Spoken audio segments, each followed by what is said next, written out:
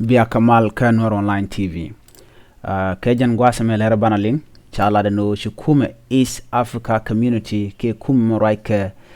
ke East Africa ka kwiwi nin konte ke East Africa. Chike Kɔŋgö jogo no lose made cha tany ko ba we dun ba jogang. Teke rien me chalar kwer Kɔŋgö mijak East Africa community ko bloidien be je ka jana dan bali ga jen gwasame mi jiram jidit ke channel go rejin be subscribe ko go rejin ba ke nyak kanetin kokien ko de ka te ka ngeshimiron ka tin kon lat karodian shikuma Kɔŋgö kuma Kɔŋgö man rais ka kwer ki president Felix dinitin cha jak kuma East Africa community chaga gwanyano kende ni kun tin cha jak ka Kɔŋgö alanas tibi korbere ke binas ben gang karegen talk entama shiken men be ka lat ka gwade kush na jaga ko bugo nyieny ke jidwar chalke M23 kineten kon tin la jidwar ko Kɔŋgö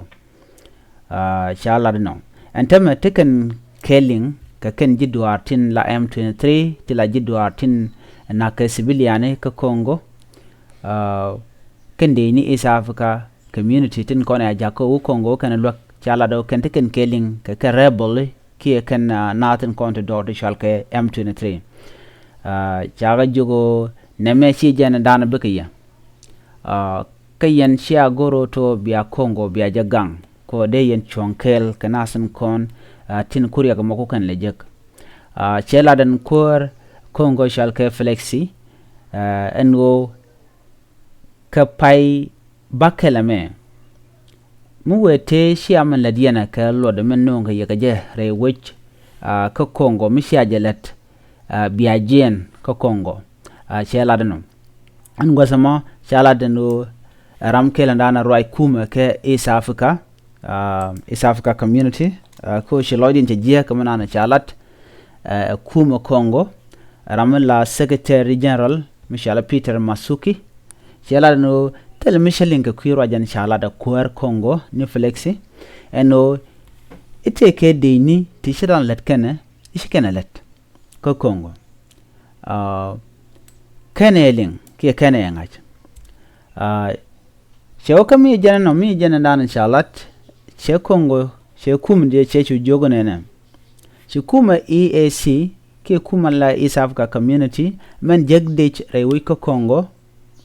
ano yen kwar Kɔŋgö loset me cha tany ko ba yelwak kuma man la kuma East Africa community ke kuma right East Africa eno shia mishiro lot shia jebulalet ko yen dial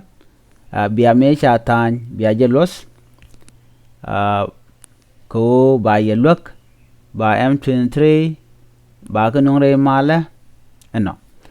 jen tanye chana tany antam mi yene bi East Africa deze ve jiɛn rewi ko Kɔŋgö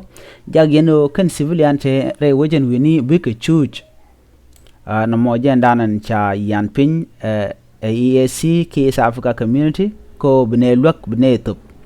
ka jano chi kwer Kɔŋgö shelaro shen lwak dun shen binok ka jen pai ba keleme bu kuma dun ke deni kun bi ke jiɛn rewi ko Kɔŋgö ko yen shiaro dun bu mat rebel shiaro dun be jako to lingero dun ke rebel ke shi jana danen gone bene ko yen biaa nyen ke rebel biaa joj